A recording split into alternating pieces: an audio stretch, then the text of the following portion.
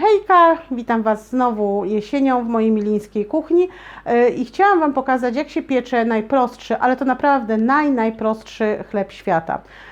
Chleb jest niestety, a może stety, bo przecież te drożdże też trujące nie są.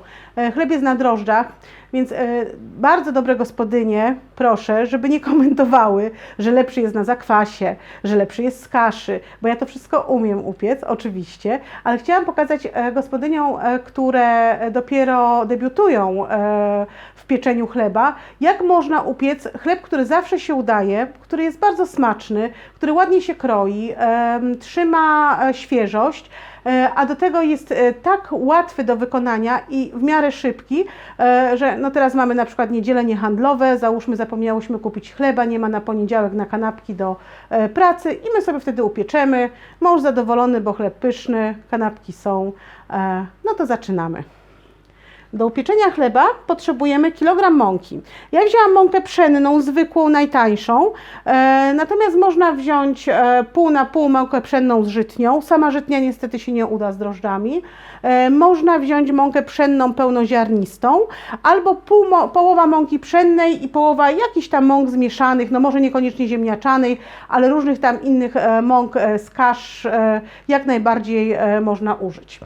Czyli potrzebujemy kilogram mąki.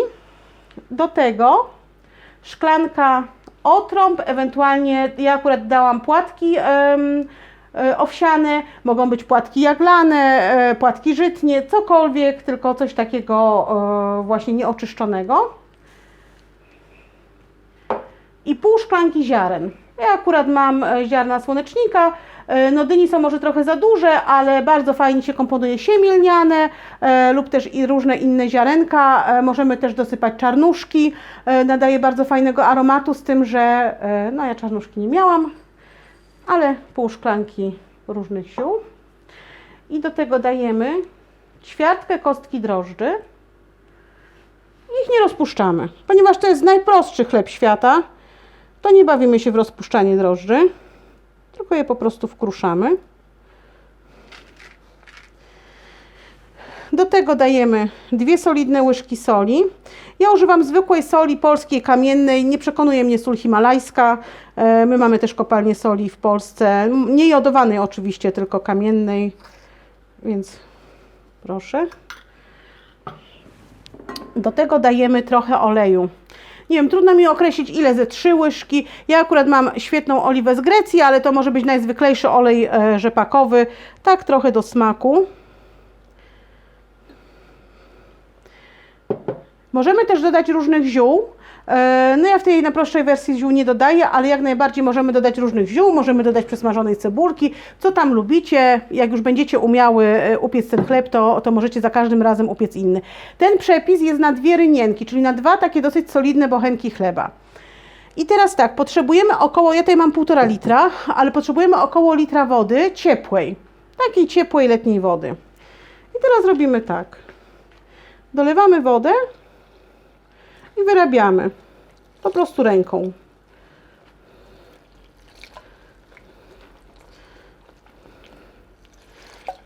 Ten prosty chleb drożdżowy nie musi być jakoś idealnie wyrobiony, on i tak ładnie wyrośnie. Wody zużyjemy około litra, ale to też bardzo zależy od tego, jaką wzięłyśmy mąkę, bo do mąki pszennej potrzebujemy mniej wody, do wszelkich tych mąk pełnych potrzebujemy więcej wody, więc po prostu bardziej musimy wiedzieć, jaka jest konsystencja, niż to, ile dodajemy wody, ale tak to jest w granicach litra z kawałeczkiem.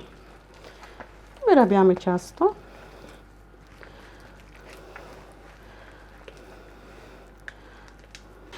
Jeżeli ciasto jest za rzadkie, to oczywiście dosypujemy mąki. No jeżeli jest za gęste, to dolewamy wody. Ale na razie jeszcze nie jest wyrobione. Ciasto już jest wyrobione. Ono ma taką konsystencję błota może, takiego bardzo gęstej śmietany, budyniu, budyniu, no No coś takiego. Może się kleić do rąk. Naprawdę, to niczemu nie szkodzi. Może się trochę kleić do rąk. I tak wyrobione ciasto zostawiamy do wyrośnięcia. W zależności do wyrośnięcia tak długo, jak mamy czas. Może wyrastać i pół godziny, 40 minut, ale po 20 minutach już spokojnie możemy przełożyć do rynienek. Pokażę Wam, jak wygląda wyrośnięte ciasto za chwilę, jak tutaj wyrośnie. Staramy się to ciasto zostawić w ciepłym miejscu, czyli gdzieś przy kaloryferze albo w kuchni. No i nakryć też ściereczką. No to czekamy. Minęło 20 minut, ciasto na chleb nam trochę podrosło i w tej chwili przekładamy to ciasto do foremek, do rynienek. Foremki wysmarowane są olejem i wysypane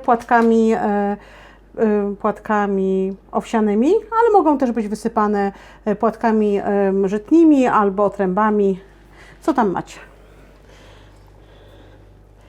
Czyli przekładamy. Widzicie, jaka jest konsystencja.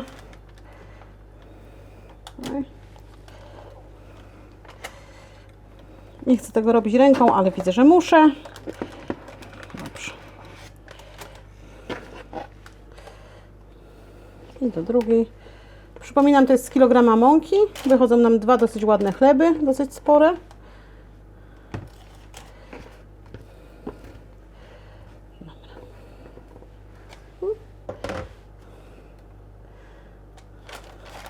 Wyrównujemy.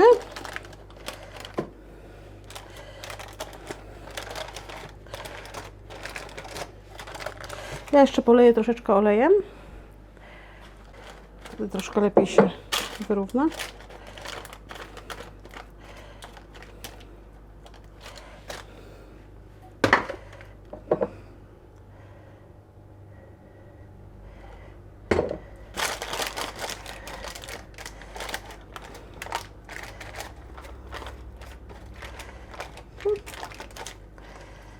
Można posypać